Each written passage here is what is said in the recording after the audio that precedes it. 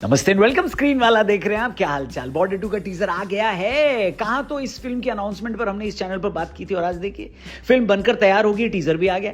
विजय दिवस के मौके पर इस टीजर को रिलीज करने के दो सबसे बड़े कारण थे। पहला तो ये कि आज ही के दिन 1971 में हमने ईस्ट पाकिस्तान को तोड़कर बांग्लादेश बनवाया और जनरल नियाजी से पेपर पर 100 बार लिखवाया। क्या लिखवाया? इंडिया हमारे बाप थे और बाप रहेंगे। विजय दिवस के मौके पर 16 दिसंबर 2025 को रिलीज हुआ बॉर्डर 2 का पहला टीजर हिंदी सिनेमा के लिए एक बड़ा इवेंट साबित हुआ। 1997 की क्लासिक फिल्म बॉर्डर का सीक्वल होने के नाते इसकी उम्मीदें आसमान छू रही थी और टीजर में उनमें से कई को पूरा भी किया है। सनी देओल की वापसी, वरुण धवन, दिलजीत दोसांझ और अहान शेट्टी की नई पीढ़ी का जोश इस फिल्म में भरा गया है।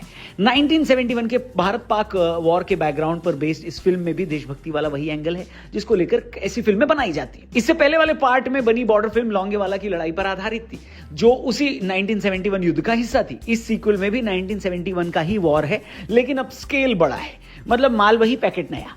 आर्मी, एयरफोर्स और नेवी इस बार तीनों की ही कहानियां दिखाई गई हैं। मेकर्स ने टीजर लॉन्च को काफी ग्रैंड बनाया। मुंबई में वॉर जोन जैसा सेटअप, मिलिट्री प्रॉप्स का म्यूजियम और पूरी कास्ट की पहली पब्लिक अपीयरेंस देखने को मिली जहां सनी देओल खुद अपने किरदार के लुक में वरुण और अहान के साथ पहुंचे थे। यह सिर्फ प्रमोशन नहीं था बल्कि इसे भारतीय सैनिकों को ट्रिब्यूट की तरह ऑर्गेनाइज किया गया था। फिल्म 23 जनवरी 2026 को रिपब्लिक डे वीकेंड पर रिलीज होने वाली है। फिल्म का एक डायलॉग कि आवाज कहां तक जानी चाहिए और कोरस में एक साथ रिप्लाई कि लाहौर तक। बनाने वाले को यह पहले दिन से पता था कि इसमें कौन से इमोशंस छूने हैं। तुम जहां से भी घुसने की कोशिश करोगे, आसमान से, जमीन से, समंदर से, सामने एक हिंदुस्तानी फौजी को खड़ा पाओगे जो आंखों में आंखें डालकर सीना ठोक कर कहेगा, हिम्मत है तो आ, ये खड़ा है हिंदुस्तान।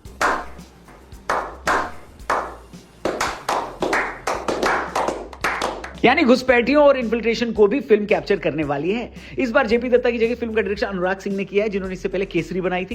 प्रोड्यूसर्स भूषण कुमार, कृष्ण कुमार, जेपी दत्ता और निधि दत्ता इस फिल्म को सुपरवाइज करने वाले हैं। टीजर की लंबाई 2 मिनट से थोड़ी ऊपर है और ये यूए सर्टिफाइड है। बॉर्डर 2 के बज़ को लेकर इसी बात से अंदाजा लगाएं कि रिलीज के कुछ ही घंटों में यूट्यूब पर लाखों व्यूज और सोशल मीडिया पर #Border2 ट्रेंडिंग टॉप पर पहुंच गया है। अब फिल्म में कमर्शियल मसालों में क्या क्या भरा गया है देख लेते हैं। सबसे पहले तो स्टार कास्ट की बात करें। वरुण धवन जिनको आर्मी यूनिफॉर्म में इस टीजर में देखा जा सकता है। लुक उनका काफी सीरियस और इंटेंस है। इस फिल्म में उनको इंडियन आर्मी को रिप्रेजेंट करते हुए दिखाया गया है। साथ ही दिलजीत दोसांझ जो कि एयरफोर्स के अफसर दिख रहे हैं। टीजर में वो कॉकपिट से उड़ान भरते हुए देखे गए हैं। वहीं अहान शेट्टी इस बार नेवी के सिपाही बनकर आए हैं। कई रिपोर्ट्स में इस बात को बताया गया है कि उनका कैरेक्टर बॉर्डर फिल्म में उनके पिता सुनील शेट्टी के कैरेक्टर से कनेक्टेड है। वैसे ये फिल्म के जनरेशनल लेगेसी को भी ऑनर करने की कोई प्लानिंग हो सकती है, लेकिन इस पूरी फिल्म का असली मसाला सनी देओल है जो पिछली फिल्म की तरह मेजर कुलदीप सिंह चंदपुरी के रोल में लौटे हैं। वे आइकॉनिक गन कंधे पर उठाए दिखते हैं। याद करिए कि ठीक बॉर्डर पार्ट 1 के पोस्टर में भी उनका यही लुक था। पूरी फिल्म का टीजर नॉस्टैल्जिया पर खेल रहा है। हिंदुस्तान मेरी जान का वो पॉपुलर गाना बैकग्राउंड में थोड़ा बजता हुआ आपको सुनाई देगा।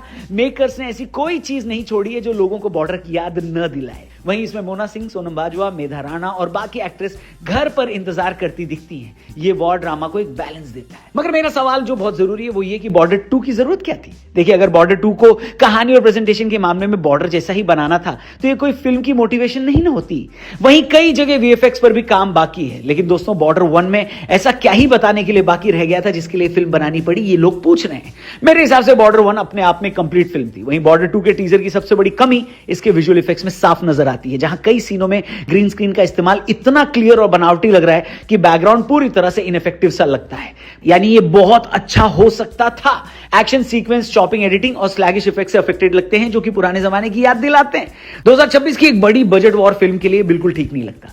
यानी ये उतना इंप्रेसिव नहीं है। इस पे और काम किया जा सकता था। उम्मीद करते हैं ट्रेलर और जब फिल्म आएगी तब इसमें और बढ़िया तरीके से काम किया जाएगा, वरना बहुत ज्यादा ट्रोलिंग हो सकती है इन सारी चीजों को लेकर। लेकिन अब इतने पैसे लगाकर फिल्म बनाई है तो देखेंगे 23 जनवरी को कि क्या बवाल आता है। बाकी आप कमेंट करके बताइए कि आपको टीजर देखकर कैसा लगा, क्या रिएक्शन है आपका, कौन सी चीजें अच्छी लगी, कौन सी चीजें एवरेज लगी। आपका रिएक्शन सबसे ज्यादा इंपॉर्टेंट है। दोस्तों, चैनल को भी सब्सक्राइब करना। जल्दी मिलेंगे स्क्रीन वाला पर। Thank you for watching. जय हिंद।